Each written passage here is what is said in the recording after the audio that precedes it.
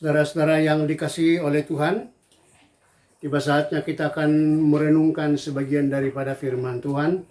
Namun sebelumnya marilah kita berdoa. Bapa di surga, terima kasih untuk segala berkat dan kemurahan-Mu yang telah menyertai kami sepanjang hari ini. Banyak hal yang sudah kami lakukan, tetapi kami masih berkenan untuk memuliakan nama-Mu. Terima kasih Bapa. Sebentar kami akan merenungkan sebagian daripada firman-Mu. Tuhan yang menguasai hati pikiran kami, supaya kami dapat mengerti untuk kami lakukan dalam kehidupan kami. Terpujilah nama-Mu Bapa kekal selamanya. Inilah doa kami di dalam nama Tuhan Yesus. Amin. Ya, jemaat yang dikasihi oleh Tuhan kita Yesus Kristus, adapun firman yang akan kita renungkan bersama diambil dari surat Rasul Paulus kepada jemaat di Korintus. 2 Korintus pasalnya yang ke-9 mulai dari ayat 1 sampai ayatnya yang ke-15. Demikian firman Tuhan. Tentang pelayanan kepada orang-orang kudus tidak perlu lagi aku menuliskannya kepada kamu. Aku telah tahu kerelaan hatimu tentang mana aku megahkan kamu kepada orang-orang Makedonia. Kataku, Akhaya sudah siap sedia sejak tahun yang lampau. Dan kegiatanmu telah menjadi perangsang bagi banyak orang. Aku mengutus saudara-saudara itu agar kemegahan kami dalam hal ini atas kamu jangan ternyata menjadi sia-sia. Tetapi supaya kamu benar-benar siap sedia seperti yang telah kukatakan. Supaya apabila orang-orang Makedonia datang bersama-sama dengan aku, jangan mereka mendapati kamu belum siap sedia. Sehingga kami untuk tidak mengatakan kamu merasa malu atas keyakinan kami itu. Sebab itu aku merasa perlu mendorong saudara-saudara itu untuk berangkat mendahului aku. Supaya mereka lebih dahulu mengurus pemberian yang telah kamu janjikan sebelumnya, agar nanti tersedia sebagai bukti kemurahan hati kamu dan bukan sebagai pemberian yang dipaksakan. Camkanlah ini, orang yang menabur sedikit akan menuai sedikit juga, dan orang yang menabur banyak akan menuai banyak juga. Hendaklah masing-masing memberikan menurut kerelaan hatinya, jangan dengan sedih hati atau karena paksaan, sebab Allah mengasihi orang yang memberi dengan sukacita. Dan Allah sanggup melimpahkan segala kasih karunia kepada kamu, supaya kamu senantiasa berkecukupan di dalam segala sesuatu dan malah berkelebihan di dalam pelbagai kebajikan. Seperti ada tertulis, ia membagi-bagikan, ia memberikan kepada orang miskin, kebenarannya tetap untuk selama-lamanya. Ia yang menyediakan benih bagi penabur dan roti untuk dimakan. Ia juga yang akan menyediakan benih bagi kamu dan melipat gandakannya dan menumbuhkan buah-buah kebenaranmu. Kamu akan diperkaya dalam segala macam kemurahan hati yang membangkitkan syukur kepada Allah oleh karena kami. Sebab pelayanan kasih yang berisi pemberian ini bukan hanya mencukupkan keperluan-keperluan orang-orang kudus, tetapi juga melimpahkan ucapan syukur kepada Allah. Dan oleh sebab kamu telah tahan uji dalam pelayanan itu, mereka memuliakan Allah karena ketaatan kamu dalam pengakuan akan Injil Kristus dan karena kemurahan hatimu dalam membagikan segala sesuatu dengan mereka dan dengan semua orang. Sedangkan di dalam doa mereka juga merindukan kamu oleh karena kasih karunia Allah yang melimpah di atas kamu. Syukur kepada Allah karena karunia-Nya yang tidak terkatakan itu. Sampai demikian pembacaan firman Tuhan. Yang berbahagia ialah orang yang mendengar firman Allah serta melakukan dalam hidupnya.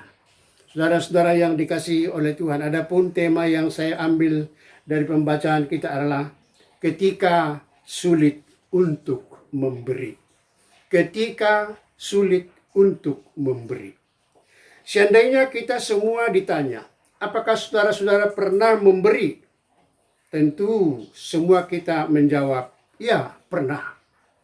Ya paling tidaknya persembahan untuk gereja atau memberi pertolongan sesuatu kepada anak cucu, dan yang lebih luasnya adalah memberi dalam kasih.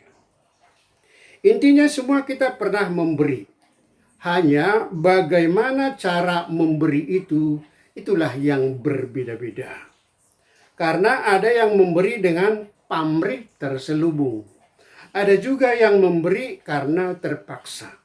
Tetapi ada juga yang memberi dengan tulus hati dan bentuk ekspresi kasih. Saudara-saudara yang dikasihi oleh Tuhan, melalui firman ini saya mau menyampaikan 3 tipe pemberi buat kita. Ada 3 macam pemberi. Yang pertama itu adalah batu api. Saya kurang tahu apakah kita masih ingat. Yang tua-tua saya yakin masih ingat. Loting pak-pak. Gitu ya. Dipak-pak gitu ya. Jadi kalau disebut batu api itu adalah untuk bisa mendapatkan api dari batu api, seseorang harus memegang batu yang kecil. Batu dipegang dan di atasnya ada kapas. Lalu batu dipukul dengan besi ukuran tertentu. Walaupun dipukul beberapa kali, yang didapat hanya serpihan bunga api yang membakar kapas. Itulah gambaran orang yang sulit memberi. Harus dipukul, dan itu pun hanya serpihan api yang didapat. Lalu yang kedua, tipe yang kedua adalah spon. Saya yakin kita tahu apa itu spon. Nah, untuk mendapatkan sesuatu dari spon, kita harus memerasnya dengan sekuat tenaga. Barulah spon memberi. Dan itulah gambaran orang yang memberi karena terpaksa. Lalu tipe yang ketiga adalah tipe sarang lebah. Tentulah kita mengenal sarang lebah yang senang memberi tanpa tekanan, tanpa harus menunggu orang merengek-rengek untuk meminta. Tetapi diberikannya madu yang dihasilkan dan terus mengalir, agar orang yang membutuhkan bisa memperolehnya. Dan uniknya, sekalipun manusia terus mengambil madunya, tapi tidak pernah lebah itu kehabisan madu. Nah, saudara-saudara yang dikasihi oleh Tuhan, jadi bagaimana idealnya memberi, atau bagaimana sebenarnya cara memberi yang tepat? Yang pasti tipe sarang lebah, yaitu memberi dengan penuh kesediaan atau memberikan yang terbaik. Pertanyaannya, kenapa kita sulit memberi? Kenapa kita sulit untuk memberi? Jawabnya adalah karena ada unsur ketidakrelaan dalam diri kita. Akhirnya kita sulit untuk memberi. Lalu karena terbentur dengan kuantitas. Mau sih aku memberi, tetapi karena terlalu sedikit, ada rasa malu dalam hatiku. Jangan-jangan nanti dilihat orang. Sehingga sikap ini membuat kita seolah-olah untuk enggan memberi. Sikap seperti ini harus segera kita hindari. Ketika kita memberi, hal yang utama harus kita perhatikan adalah miliki sikap kerelaan. Jangan ada unsur tekanan atau paksaan. Ketika kita memberi harus dengan tulus. Lalu milikilah kemurahan, karena kita sudah berkelimpahan dari kemurahan Allah. Kita sudah diberkati, maka kita juga harus menjadi berkat. Kita sudah beroleh banyak dari Tuhan. Oleh karena itu, kita juga harus memberi dengan banyak. Mari kita berdoa. Terima kasih Tuhan untuk firman yang telah kami renungkan bersama. Yang menjadi tema bagi kami adalah ketika kami sulit untuk memberi. Dan itu semua adalah karena kami sendiri. Oleh sebab itu, biarlah melalui perenungan kami malam hari ini, kami akan dituntun untuk senantiasa siap memberi yang terbaik, sama seperti sarang lebah yang senantiasa mempersiapkan madunya untuk dinikmati oleh banyak orang. Jadikan kami Tuhan pelaku-pelaku yang setia, supaya kami menjadi perpanjangan Tuhan yang baik di antara sesama umat manusia. Ketika kami akan beristirahat malam, Tuhan yang menjaga kami, supaya kami besok boleh bangun dengan penuh sukacita untuk melanjutkan segala aktivitas kami. Inilah doa kami Bapa di surga, ampuni dosa kami, dan dengarkan doa kami di dalam nama Tuhan Yesus. Amin.